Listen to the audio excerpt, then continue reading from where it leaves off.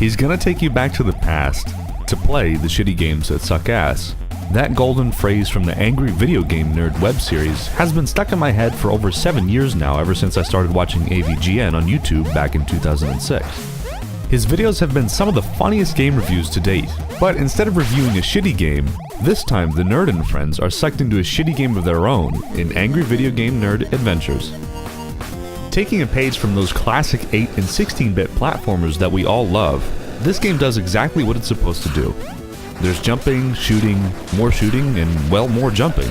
There are 3 difficulties to choose from, and I chose the easiest because, well, I just wanted to play the game and enjoy it instead of throwing a controller at a wall or wanting to have a buffalo take a diarrhea dump in my ear or something. Even though I chose the easiest of the difficulties, the challenge was still very prominent in this game.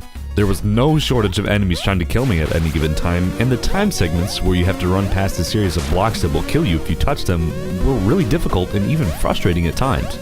But just because it was frustrating doesn't mean that I didn't keep trying and trying again. In fact, I think I died so much in one level that I got the ass achievement, meaning I died more than 100 times in a level or just all together. See, that's what I really want to convey with this game. It's challenging, but it's really fun. Just remember, when you die, it's your fault though.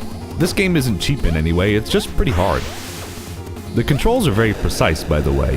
With only a jump and a shoot button, plus the D-pad, it's really easy to pick up and play. With 9 levels, one of them being the final level that you unlock, they all have bosses at the end of them. Some of them are hard to beat, and some of them are super easy. Speaking of the levels, the names of them in this game honestly have to be the funniest titles I've ever seen. My 2 favorite ones being Dungeons and Dickholes and Future Fuckballs 2010. Each stage is kind of like a throwback to a classic game. The strangest stage is Beat It and Eat It, which is very Atari themed, and even features a boss battle taken right out of the critically acclaimed Custer's Revenge for the Atari 2600. And if you don't know about that game, you should look that up. Every level provides a unique sense of challenge, and there's really no shortage of that. One of my favorite segments was when the nerd finds a silver surfboard and suddenly it changes from a side-scroller to an R-type shoot-'em-up style game, which was a nice change of pace. And I really would have liked to have seen more of those though. Now I must mention, I played the game on the easiest difficulty and didn't find any of the other characters that you're supposed to be able to play as. I pretty much just rushed through the game in about 2.5 hours or so, and I do plan on going back to seeing what's hidden in the levels. Also, you notice at the end of the credits, it has a list of Internet Buddy cameos that show up in the game. Can you find them all? Cause I had a hard time finding them. In conclusion, Angry Video Game Nerd Adventures is a great take on those retro games we used to and still do love today. There's no shortage of a challenge, having even tested my platforming skills. No shortage of humor, because I was laughing pretty hard at some points with all the game over screens that you will see and the funny dialogue, and most importantly, no shortage of fun.